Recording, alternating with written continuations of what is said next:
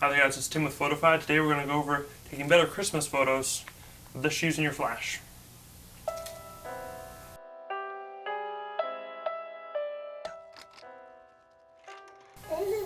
The first year I had my camera, it was actually my T2I back then, I did not do this technique and I was not happy with the results. And I'll show you one of those photos now.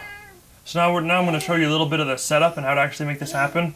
You're going to need a transceiver or a wireless way to set off your flash, or you can use your pop-up flash and bounce it off the ceiling so that it fires off your optical trigger flash, but something to trigger your flash. Mommy took the other one, and I thought I had the quiet one. Apparently I was wrong. You want to say anything to the people out there? Yeah. So the way this technique works is by bouncing a flash off the ceiling. And the best way I've found to make this happen is to put the flash on the top of a piece of furniture so it doesn't underlight anybody. So, as you'll see here, I simply put the flash on top of this piece of furniture and then the light hits the ceiling and bounces on down. I'll show a few still frames of that right now. And this creates a very large light source. Now, usually, depending on how big your family is for Christmas, or you have a semicircle, crescent moon shape, whatever, everyone kind of circles around in the same area. Try to make your flash bounce off the ceiling right in the middle so that it essentially acts like there's one giant light source or skylight right there, and it helps light up the faces really well. If there's no piece of furniture for you to actually stick the flash on top of and bounce off the ceiling, like this, you could always put it on the ground, and then I suggest putting a small little gobo or just piece of foam around it so that it has most light going up, and so it's not going out and hitting people and causing shadows to go up their face.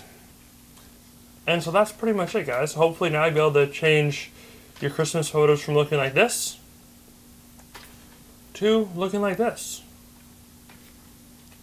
So for my recommended settings, first thing I will do, just like in all my flash exposures, I will decide how much ambient light I want. Usually for a situation like this, I want my entire ambient scene to be -2 to -1 exposure compensation.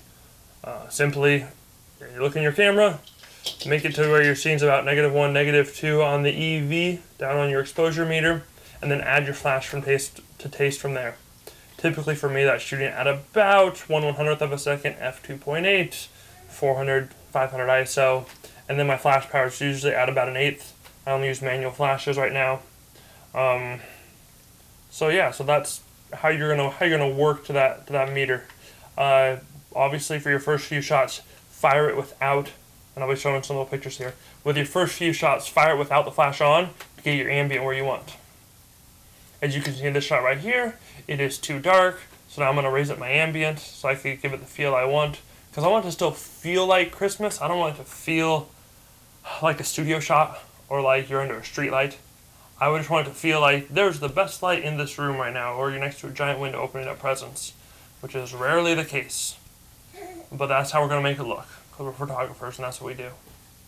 Anyways guys, this is Tim with Photify. Have a good day. Bye.